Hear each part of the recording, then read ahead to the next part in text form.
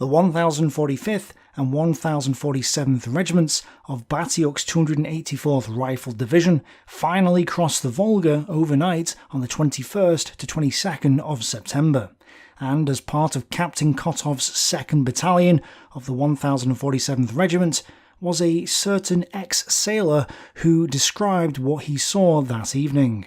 A tugboat pulled up with a barge lashed behind it. The barge's hull had been heavily damaged by shrapnel. A sergeant was loading boxes into the hold, which was filling up with water. The boxes were full of canned meat from America. It was the second front after all. The sailors laughed at the sergeant. "What are you doing, Sarge? The second front is going to drown down there." The tugboat carried them across the Volga in the darkness, but as they reached the opposite bank of the river, a flare fired up overhead. They assumed the worst, but nothing happened. No machine guns, no artillery, nothing. They had made it across without a single casualty, much to the shock of the men themselves. "I still can't understand why the Germans did not fire a single round at us as we crossed the Volga. Perhaps it was because the night was exceptionally murky and we had been careful not to betray our presence with unnecessary sounds or movements. Perhaps they thought that we had given up sending in further reinforcements. More likely the Germans simply let their guard down. Or it's because you crossed over to the Red October factory area, which was a way away from the German lines, so they wouldn't have seen you anyway, and if they had just randomly decided to shell the Volga, they would have been firing blind and basically wasting shells trying to hit boats that may or may not have been trying to cross the Volga at that particular time. And it's worth pointing this out because the crossings that were going on now weren't like the 13th Guards Rifle Division's crossings a week earlier. They weren't conducting D-Day style landings anymore. That's the reason why. Under air and artillery attack, the two new regiments of the 284th Rifle Division were moved south to the Dolgi Ravine area, where they joined elements of the 13th Guards Rifle Division in battle against German machine gun positions. But according to Zaitsev, as they passed the petrol storage tanks, German incendiary bombs hit the tanks, causing them to explode. The men were doused in burning petrol, and the survivors had to strip in order to survive. A bunch of naked Russian soldiers had come through their baptism of fire. It was unfortunate that they had to strip, because on the 22nd of September 1942, the weather got cold for the first time, with the morale of the troops, both inside and outside of Stalingrad, dropping with it. Soldiers began to write home about the impending doom of the Russian winter and how the nights were bitter already. Jason D. Mark, in his book Panzer Krieg, describes the situation for 103rd Panzer Battalion. The arrival of cold weather was a nasty shock. Shelters needed to be warmed, but the steppe provided nothing except sparse juniper bushes, so petrol was used for heating. The troops made ovens from metal containers with a shell casing as a stovepipe. There was some good news for the Germans though. Finally, on the 22nd of September 1942, the fighting at the grain elevator came to an end, as 29th Motorized Division smashed the final Soviet resistance and took 84 prisoners. Sixth Army's diary notes that 94th Infantry Division assisted in the operation, hoisting a flag above the building, and Hoffman had this to say about the incident. "We have broken the resistance of the Russians in the elevator building. We found about 40 corpses in the elevator. About half of them are sailors. Sea devils they are. We took one prisoner. He is badly wounded and can't speak, or pretends he can't. Our battalion is now reduced to less than the ordinary complement of a company. None of our old soldiers can remember fighting as barbarous as this." Not all of the garrison surrendered though. A small group of 15 men, commanded by Polyakov, had broken out from the grain elevator via underground tunnels. They aimed for Bikitovka, because there were too many Germans to the north, and would reach friendly lines the next day. If Kozyanov's account is to be believed, then it's most likely that this was when he broke out too, not 2 days previously. Either way, with the elevator in German hands and with just 80 men left, Dubyansky and his division were now evacuated from the city and from the combat. They left 9,000 men behind in Stalingrad, all dead. Tarasov's 92nd Rifle Brigade continued to resist south of the Zaritsa, but it was on its last legs. After a heavy pounding by the Luftwaffe, the Germans attacked again. The commander of 2nd Battalion, Zakharov, was wounded whilst fighting for the Zaritsa. Worse, Tarasov's headquarters was located in this area too, and so his headquarters came under attack. Some reports indicate that the men of the 92nd Rifle Brigade may have fled in panic, some even across the Volga in boats and barges. But whatever happened, the Germans reached the central landing stage, destroyed 5 tugboats on the Volga, and compromised the ability of the Soviets to resupply their forces in the south and centre of the city. This had grim consequences for the 13th Guards Rifle Division. On 22nd of September 1942, the 13th Division faced a battle for its very survival. Our soldiers called it the Day of Death. We were all expecting to be drowned in the Volga. 71st Infantry Division put immense pressure on the Soviets in the centre of the city, and so intense was the fighting that the headquarters of 34th Guards Rifle Regiment, located in a sewer pipe, were surrounded at one point, and Panikin himself had to fight with his staff in order to hold on. One of the nearby battalions managed to break through to them, allowing them to withdraw from the railroad area to the 9th of January square. Then, elements of 295th Infantry Division retook the L-shaped house and the railway bureau. Parts of 2nd Battalion of the 42nd Guards Regiment were also surrounded as a result of this collapse in the 34th Regiment's lines, and they had to break out of their encirclement overnight. This building belongs to us, then it's theirs, then it's ours again. It's impossible to say exactly where the front lines are. We lacked any experience with urban warfare. Our weak point at the very beginning was our failure to grasp that the enemy had already occupied Stalingrad. We should have prepared ourselves better for urban warfare. We should have assigned specific streets and buildings to specific groups rather than task them with engaging some division along some line. The Germans were, at this time, in a stronger position. They had been quick to take the houses of specialists and the state bank, and they were still holding on to them. Our men were only 30 metres away, but no matter what I did, I just couldn't retake these buildings. Rodimtsev's own headquarters, located in another pipe in one of the Balkas, came under attack by the Germans. Previously, the German engineers had built a wooden dam and gathered a load of water behind it, hoping to flush out the Soviets from the Balka. It was just before 9 AM when suddenly there was a huge explosion. It was as if the ground beneath us had suddenly erupted. A huge torrent crashed through our HQ and we were immediately waist deep in surging water. I grabbed my maps, the guy in front of me lifted his typewriter, and we all waded towards the entrance. Rodimtsev led the way, holding his machine gun aloft. A telling statistic is that Rodimtsev's 13th Guards Rifle Division had entered Stalingrad with 9,500 men, and was now down to just 1,000 bayonets. They had probably lost around 4,000 men in 8 days of combat. Kobiakov also paints a grim picture for the 13th Guards Rifle Division. Several dozen men remained from the 34th Regiment. The guns of the 4th Destroyer Detachment were destroyed. Glantz comments, the remains of his regiments and battalions, often reduced to a handful of men each, were surrounded and, in one instance, buried alive by German fire. Although they weren't the only ones to suffer from that fate on this day. An aerial bomb broke into the earth bunker and collapsed the command post of the communication platoon which I was in. Of the 3 survivors buried alive, only I was blessed to see the light again. It's surprising that the Soviets were even able to bomb the enemy, considering that the Germans dominated the skies. Lieutenant Nikolai Kornachyonok, hero of the Soviet Union and one of the most experienced pilots the Soviets had in the Stalingrad area, was shot down and killed on this day.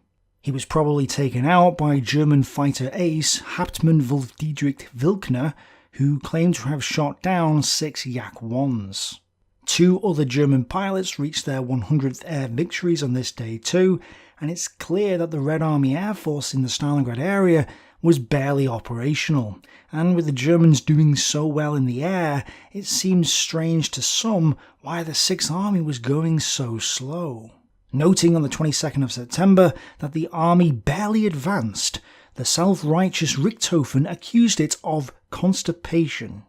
It seems that Richthofen's words reached the Führer, and this may have had an impact on what happened on the 24th, which we'll discuss later in the episode.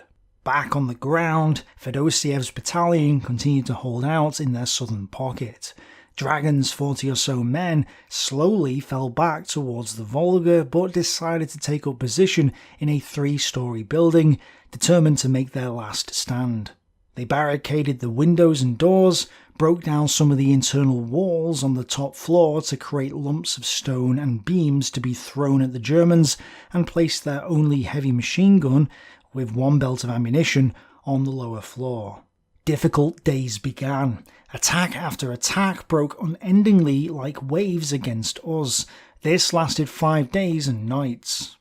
Further north, German air and artillery strikes pounded the Soviets on Mamayev Kurgan. Then the 516th and 518th Regiments of 295th Infantry Division assaulted the hill once more. The Soviets opened up with mortars, artillery and rockets, and sent in counter-assaults. Despite this, the use of flamethrowers and assault guns helped the Germans inch forwards. The 112th Rifle Division was forced back to the railroad, and to stall the attack, the 284th Rifle Division's spare regiment was sent into action, losing 200 men in the process. In the Dolgi Balka, the forward elements of the 517th Infantry Regiment actually reached the Volga, and it looked like the 62nd Army would be split in two again. But the pressure of Batiuk's regiments to the north compelled the Germans to fall back from the Volga later in the day. With Batiuk's division heading into combat, this allowed Yermolkin to pull his exhausted men out of the line, and they moved north to reinforce the defences west of the Red October factory. I think it's worth just taking a quick look at the overall situation inside the city, starting from the bottom of the map. The Germans had now cleared most of the southern part of the city, with just a small Soviet force holding out around the Tsaritsa. 13th Guards Rifle Division held onto a slither of land in the centre of the city, with the 284th Rifle Division reinforcing their north. There was a stalemate on Mamayev Kurgan, and not much had changed to the north of there. So, since the start of the city fight, it's fair to say that the Germans had secured most of the southern and centre of the city, but the north remained in Soviet hands. And overall, the Germans had probably taken maybe slightly less than half of the city by this time, so clearly there was a lot more fighting to go. And to the north of the city, the 2nd Kotlebane offensive ground on, with more bitter fighting for Hill 154.2. The Soviets didn't get very far, and the Germans knocked out several tanks in the area. It's clear that a change of tactics was needed, so in order to fulfill his previous order to shift his attack to the Kotlebane Balka area, Moskalenka now formed 2 shock groups. The first shock group, deployed on the army's right wing, was to strike the boundary between the 76th Infantry Division's 203rd and 230th Regiments. The second shock group deployed on the army's left wing and was to assault the defences of 9th Machine Gun Battalion at 564th Station. Malinovsky would also join the offensive. 3 of his rifle divisions were given to the 24th Army, and he received Rodimtsev's 7th Tank Corps in their place, which prepared to attack the 16th Panzer Division at Herzovka. Both Malinovsky and Moskalenka were ready to begin the second phase of their offensive late on the 22nd of September. The question is, would the new plan actually work? Last time we spoke about the losses sustained on both sides. Today we're going to focus on one side, the German side, and reveal something a bit strange. In total, on the Eastern Front during July 1942, the Germans sustained 95,913 losses. In August, 158,162, and in September, 130,644. That's a total for those 3 months of 384,719 combat losses. A colossal amount, but how many replacements did they receive? Well, in July 1942, the Germans in the east received 177,800 replacements. Yes, more than their combat losses. In August, they received another 89,750, less than their combat losses, and another 83,750 in September. In total for those 3 months, they received 351,300 replacements, which is an overall loss of just 33,419 across the entire Eastern Front for these 3 months. And September was the first month where they were in deficit. In manpower terms, they were in surplus for the previous 2 months and only went negative in the month of September. The Germans weren't at full strength when Falblau began, but the point is that their replacements were roughly keeping up with their losses. In fact, the deficit in September was the worst it would get. In October, they suffered another 68,175 casualties, bringing the total casualties to 452,894. But they received 97,200 replacements, bringing the total replacements to 448,500. So they were now just 4,394 men under where they had been in July.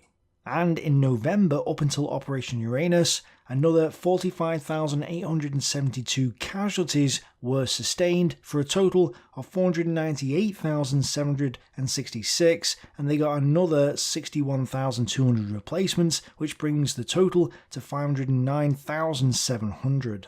Overall then, by mid-November 1942, the Germans had made up all of their losses, and now had an extra 10,934 men than they previously had in July 1942. Let me just emphasise this. From July to mid-November 1942, the Germans replaced all of their losses on the Eastern Front. And yet this fact may come as a bit of a shock to many people, especially since we just learned last time how depleted the 6th Army was during mid-September.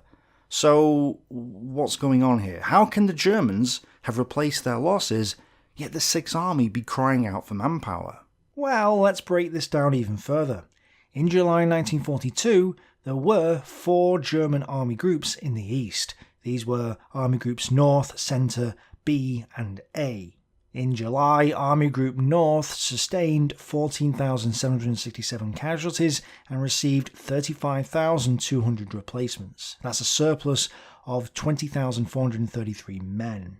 Army Group Centre in July sustained 23,765 losses and received 71,600 replacements, a surplus of 47,835 men. Army Group A, the one in the Caucasus, suffered 26,554 casualties and received 51,600 replacements, a surplus of 25,046 men. But what about Army Group B, the one at the Don and at Stalingrad? Army Group B sustained 30,827 casualties in July 1942 and received 19,400 replacements. That's a loss of 11,427 men. They sustained 32% of the casualties on the Eastern Front, but only received 11% of the replacements. So, while the German manpower strength on the Eastern Front grew by an extra 81,887 men, Army Group B was down by 11,427. It was the only army group to be at a loss, and all the other army groups grew quite massively. Army Group Centre, for example, took 25% of the losses, but received 40% of the replacements. Let's look at August. Army Group North took another 25,508 casualties, bringing the total to 40,275 for July and August, and they received 22,000 replacements, bringing the total to 57,200 for the 2 months. Yes, they were down on the month, but they still had a surplus of 16,925 men for the 2 months. Army Group Centre took 70,655 casualties, a total of 94,420 for the 2 months, and received just 31,150 replacements. Again, they were down on the month, but the total number of replacements they had received so far was 102,750 men, which is a surplus of 8,330 for the July and August period. Army Group A took another 12,774 casualties for a total of 39,328 and received 23,600 replacements, totaling 75,200 for the 2 months. So their surplus grew to 35,872 men. And Army Group B, they took 49,225 casualties, a total of 80,052 for the 2 months, and received just 13,000 replacements, bringing the total replacements to 32,400, meaning that they now had a deficit of 47,652 men. Again, the only army group to be in a deficit at this time was Army Group B, and they were in a massive deficit. They had taken 31% of the casualties for this month and received just 14% of the replacements. September. Army Group North takes 37,824 casualties, a total of 78,099 for the 3 months. It received 20,400 replacements, a total of 77,600, meaning it was now in a deficit of 499 men. Army Group Centre took 27,889 men, totaling 122,309 for the 3 months, and received 30,200 replacements, totaling 132,950. Thus, it had grown its surplus to 10,641 men. Army Group A took 21,573 casualties, totaling 60,901, and received 13,150 replacements, totaling 88,350. Though down on the month, they were still in surplus for the 3 months by 27,449 men. And Army Group B, they took another 43,378 casualties, bringing the total to 123,430 for the 3 months, and received a whopping 20,000 replacements. 33% of the casualties, 24% of the replacements. That brings the total replacements to just 52,400, meaning that they had a deficit of 71,030 men for the 3 months. This is why Army Group B, and the 6th Army especially, was having so much trouble sustaining itself in the field. It was being neglected. Yes, Army Group North is in a slight deficit of 499 men, but that's not neglect. A deficit of 71,030 men is neglect. Why was Army Group B unable to take Stalingrad? Why was it struggling to hold on to the Don or stop the Soviets making bridgeheads across it? Why were they unable to race off to Astrakhan? It's because Army Group B was 71,030 men in deficit in September compared to July, and was the only army group to be anywhere near this depleted in terms of manpower. In other words, it had been neglected. Now, yes, the Germans were in deficit for the whole of the Eastern Front during September by 33,419 men. So the losses do have to go somewhere. But it seems unreasonable for more than double the total deficit to be sustained by just one army group on its own. Fundamentally, the widespread personnel shortages experienced by the German army late in 1942 were largely self-inflicted, the result of a series of official policies or lack thereof, rather than an actual lack of manpower. Yes, the lack of manpower, especially in Army Group B, but also across the entire Eastern Front, is self-inflicted, but the question is why? Why is this happening? Why aren't they more evenly distributing the replacements or replacing the casualties? The overall lack of manpower on the Eastern Front has to do with the Third Reich's centralised misallocation of labour, a scarce resource that has alternative uses, but that's a topic for another day. The main issue here is that they did send enough replacements to cover their losses, and yet, of the replacements they did send to the east, most of them went to the other army groups and didn't go to Army Group B. Why? It has not been possible to determine why Heeresgruppe B was afforded such a disproportionately low priority despite its importance to the final outcome of the summer campaign. But Liedtke, in his book Enduring the Whirlwind, offers some potential explanations, such as the need to replenish army groups north and centre, which had been neglected earlier in the year, or Hitler wanting these army groups to perform offensive operations, which they ultimately didn't. The schism between Hitler and Halder may have also played a role, and he also says, in their discussions with Hitler on 11th to 12th of September, Paulus and von Weichs were confident that Stalingrad would be taken by the end of the month.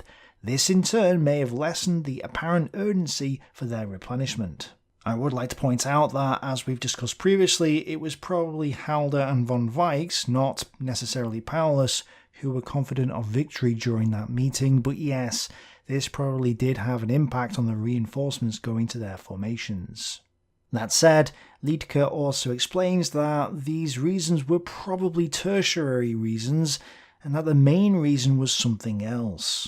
After all, the allocation of replacements remained the purview of the organisational department of OKH, and Hitler's direct involvement appears to have been limited to periodic general instructions. Nonetheless, the skewed distribution of replacement personnel does indicate shockingly poor staff work, fault for which resides squarely upon the German General Staff and the various departments of OKH. Who was the Chief of Staff of the OKH again? You know, the guy responsible for the shockingly poor staff work of the OKH. And here's a question. Why would Hitler sack this guy? He's only doing a terrible job, so Hitler must have been a madman to get rid of him when he did, right? He replaced him with Zeitzler, who just wasn't as good, as the narrative usually says, even though Zeitzler started to undo the problems caused under Halder's watch. In October, Army Group North suffered 16,545 casualties, a total of 94,644 since July, and received 22,300 replacements, a total of 99,900. They were back in surplus at 5,256 men. Army Group Centre suffered just 11,965 casualties, a total of 134,274 since July, and 36,600 replacements. The total replacements was now 169,500, bringing the surplus to 35,276. Army Group A suffered another 17,740 casualties, 78,641 in total, and received 8,400 replacements, 96,750 total. So yes, it didn't cover its losses for the month, but was still in surplus by 18,109 since July. And finally, Army Group B took another 21,925 casualties, totaling 145,355, and received 29,900 replacements. That's the first time since July that Army Group B got more replacements than it had sustained losses, bringing its total replacements to 82,300. This meant that, again for the first time, that the deficit shrank, going to 63,055. Is this a coincidence? Halder gets replaced, and then suddenly the imbalances start to be corrected. Strange that, isn't it? November, up until Operation Uranus, is the same. 10,013 losses in Army Group North, totaling 104,657 since July, and 11,200 replacements. That's 111,100 total replacements, bringing the surplus to 6,443.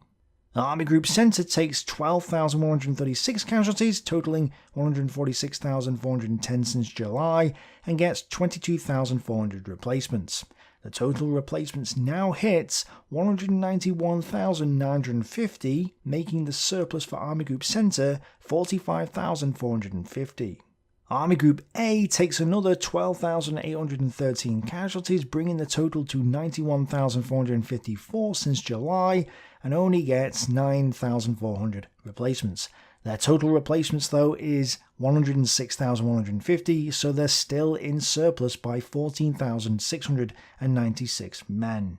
And Army Group B takes 10,910 losses, totaling 156,265, but gets 18,200 replacements, bringing the total to 100,500 replacements. The deficit for Army Group B is still there, but it's shrinking, and now is at 55,765. So, when Halder was in charge, Army Group B was neglected. When he is sacked, the damage done under his command was starting to be repaired. Obviously, there's more to this than just Halder and poor staff work. There was a recruitment issue, both Hitler and Speer were involved there, and there's another issue relating to this that I'm going to come back to talk about in the future, so don't complain that I didn't mention stuff, because yeah, I can't mention everything in a video as short as this. But the point for now is that the Germans had enough soldiers to replace their losses in Army Group B and the 6th Army, yet chose to send those replacements elsewhere for unknown reasons. Halder, as Chief of Staff of the OKH, is the guy who must take responsibility here. It was his job as Chief of Staff of the OKH to ensure that the staff work was being done correctly, and it clearly wasn't.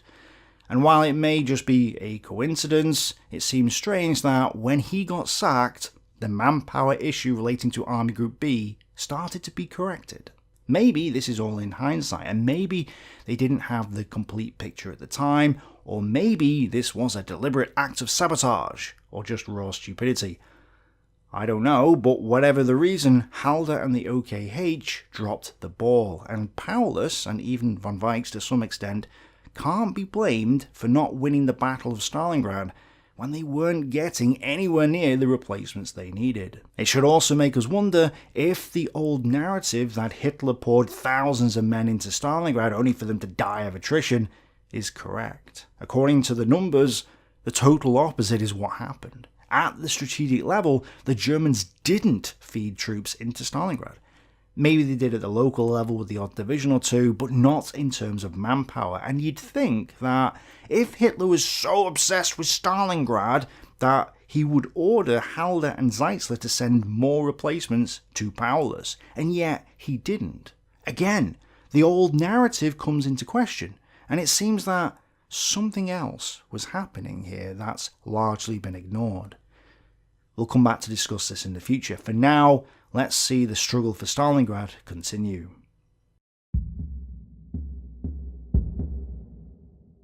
The 23rd of September 1942 was Paulus's 52nd birthday, and on his birthday, Hauptmann Hermann Graf shot down 4 Soviet aircraft in the morning, another 3 in the afternoon, and another 3 later on.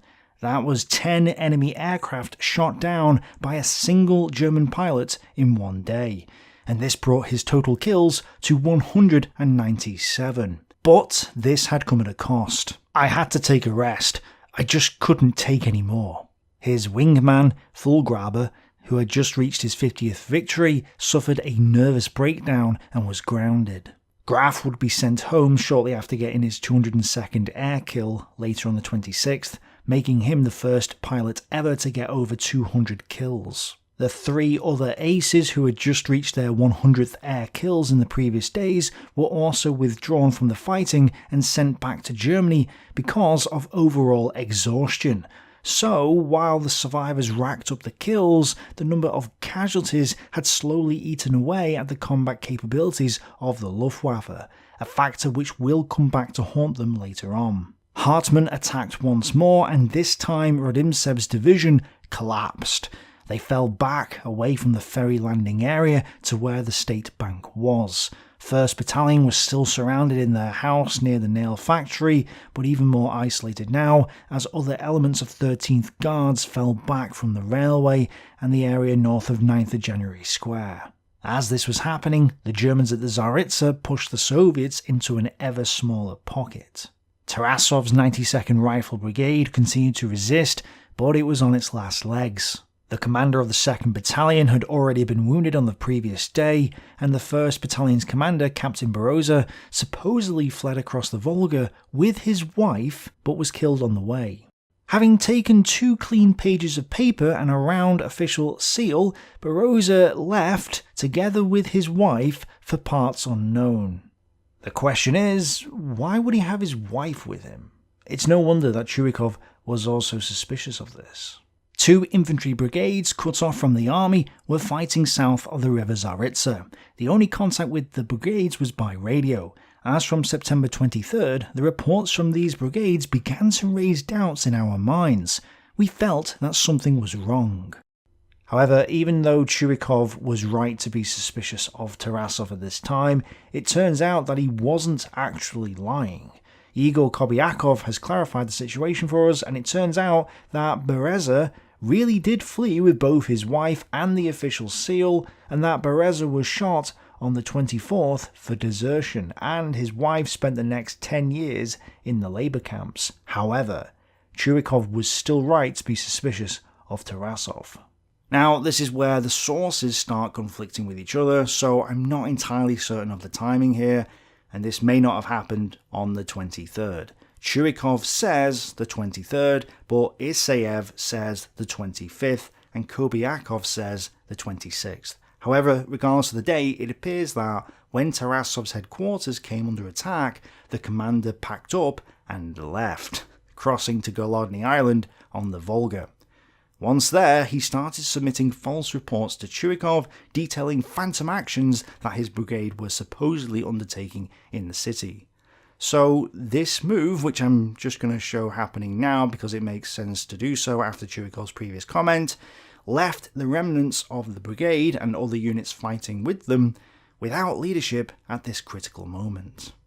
It had been a bad day for the Soviets in the south and centre of the city. However, this effort does seem to have exhausted the last of 71st Infantry Division's strength, as their infantry companies were down to just 10 to 15 men each by this point. So, the fact that they had managed to push Rodimtsev back just shows how exhausted his division was at this time as well. This is probably also why Chuikov ordered Batyuk's 284th Rifle Division to attack south across the Dolgi and Krutoy ravines, with some of Rodimtsev's forces in support. Chuikov needed to reinforce Rodimtsev to keep him in the line. In setting the division this task, I advised the commander, Batyuk, to bear in mind the experience of street fighting in small groups. Apparently, while still on the other side of the Volga, he had heard from our officers that new tactical methods were being worked out in the 62nd Army, and had ordered the commanders of regiments and battalions to study the experience of battle in the city, and soldiers to carry a double supply of ammunition and grenades. We'll come back to discuss the idea of the storm groups and the tactics Chuikov was coming up with in the future, but this is perhaps the first instance that a unit committed into Stalingrad had some time to prepare the men in such tactics prior to being thrown into battle. The other units had come up with the tactics on the fly by trial and error, with the raid on the State Bank being the first such use of the storm groups, and now they were being taught to other fresh units. It was early days yet, and these new tactics needed refining, but the consequences would soon become apparent. The fighting continued on Mamiev Kurgan as Chuikov ordered yet another attack on the hill, but the Soviets didn't get very far. After one German air attack, a company commander from the 95th Infantry Division was buried under debris for several hours. When he was dug out, he was presumed dead.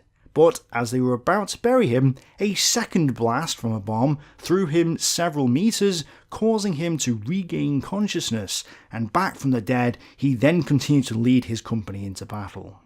By this time though, Chuikov was also getting reports of the concentration of German forces at Mamayev Kurgan. This was perhaps why Chuikov kept Popov's 23rd Tank Corps out of the action on this day, as it badly needed to both rest and refit.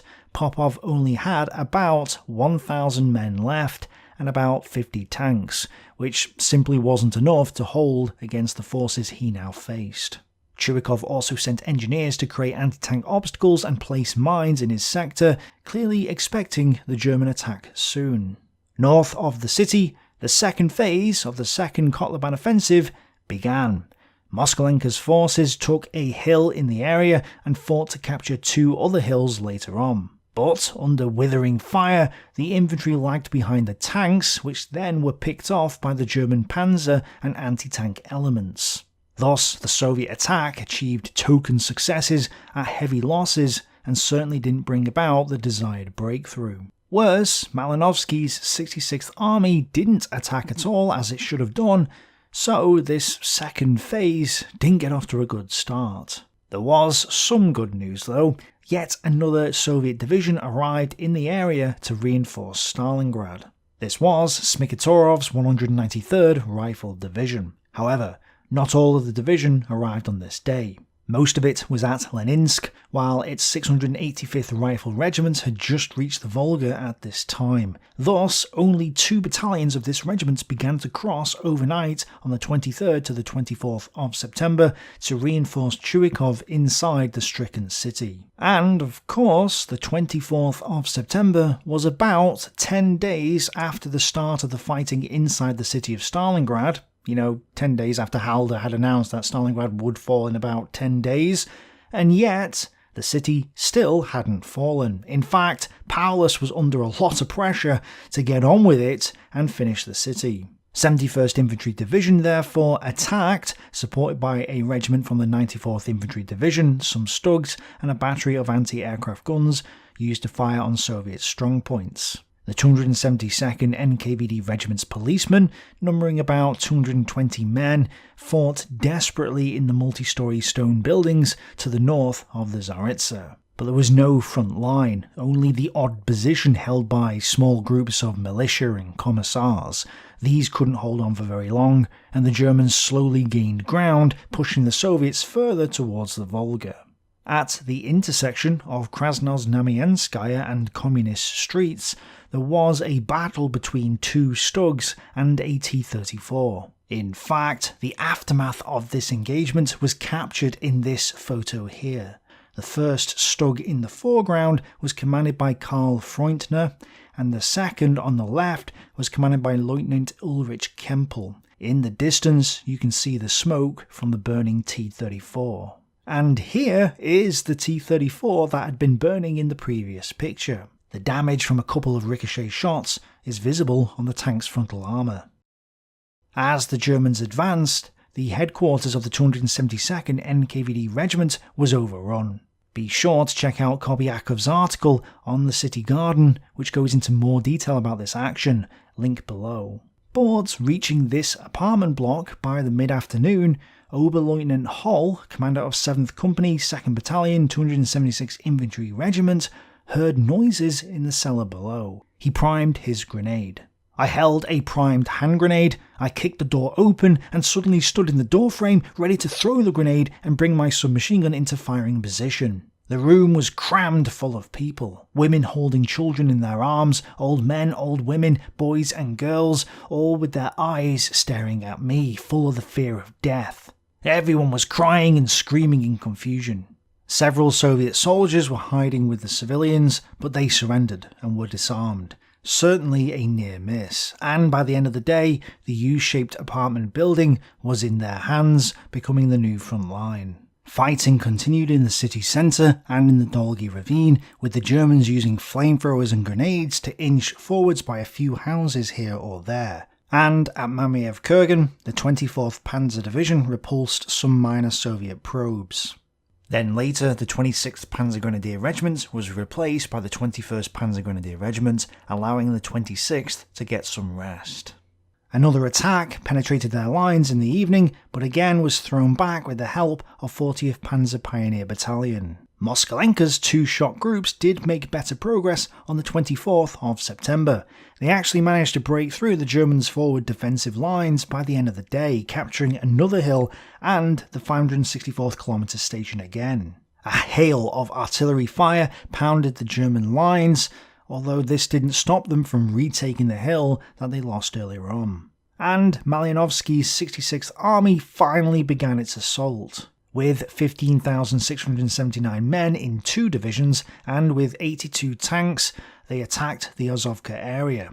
German forces were pushed back about a mile, but stopped the Soviets in their tracks by using artillery and mortars to once again separate the Soviet infantry from their tanks. Having isolated them, the Germans claimed to have knocked out 36 Soviet tanks in this area alone.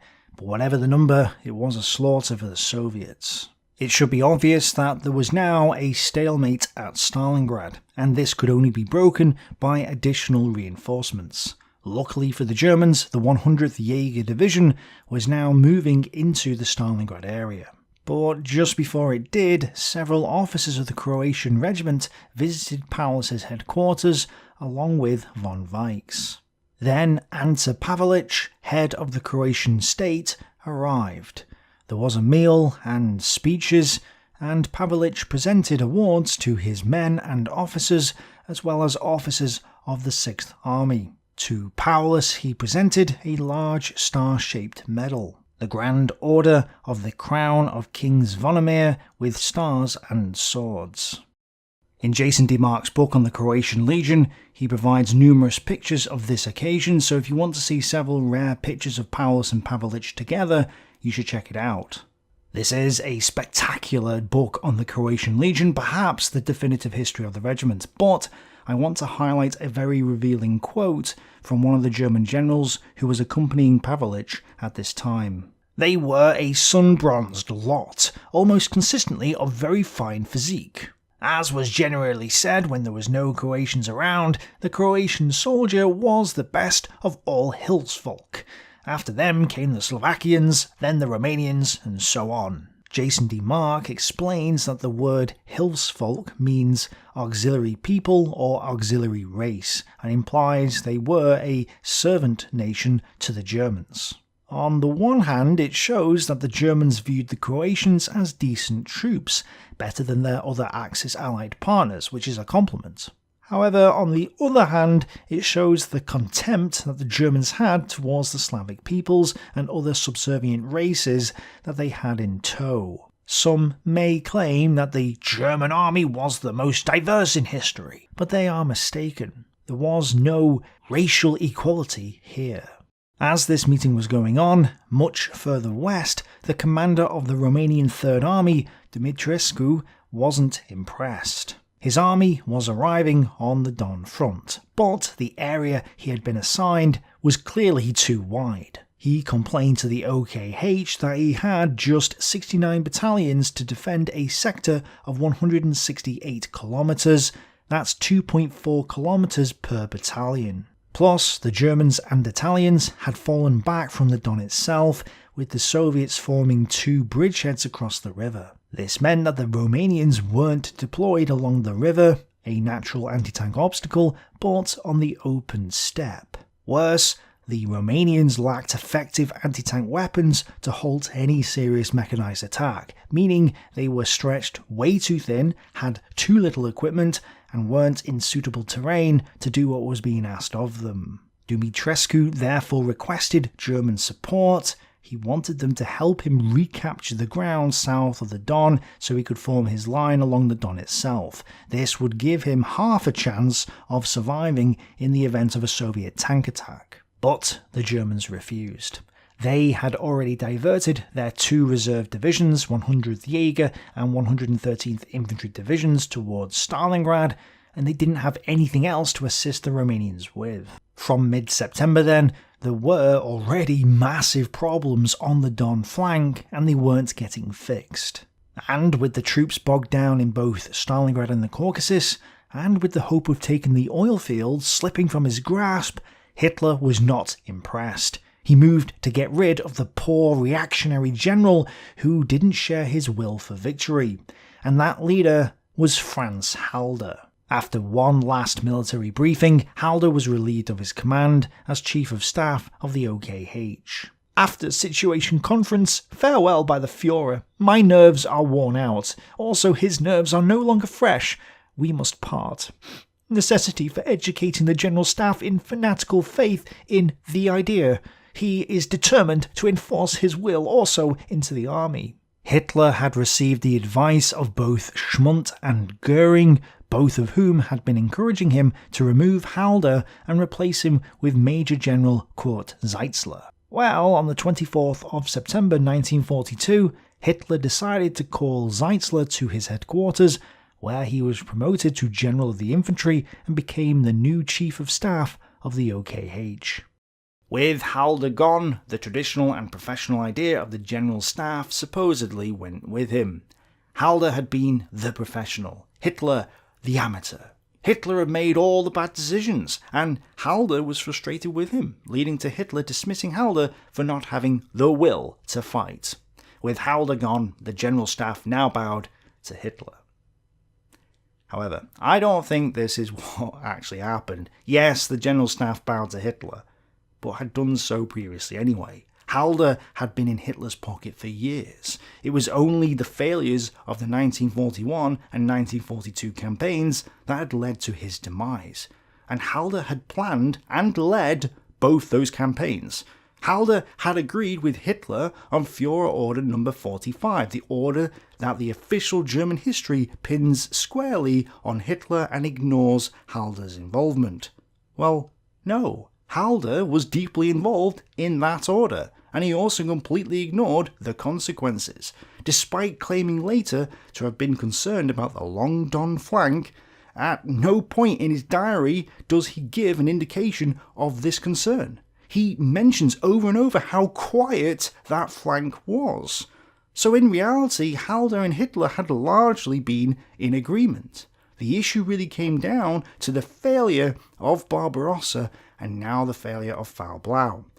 Hitler hadn't got the oil of the Caucasus, and more than 10 days after Halder had predicted that Stalingrad would fall in 10 days, Stalingrad hadn't fallen in 10 days. In fact, less than half the city was in their hands. Thus, rather than just being a madman, Hitler had plenty of reasons to be frustrated with Halder's poor leadership and awful staff work. His dismissal wasn't done randomly, and it wasn't a tragic event that proves how great the Wehrmacht officer corps was.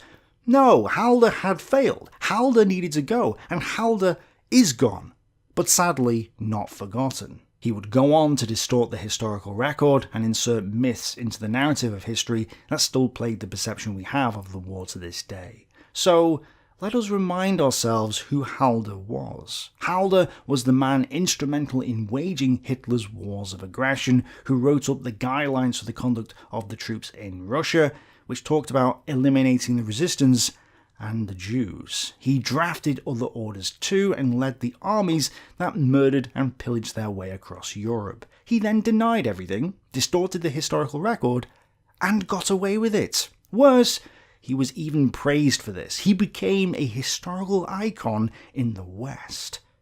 Well, there will be no praise for him here.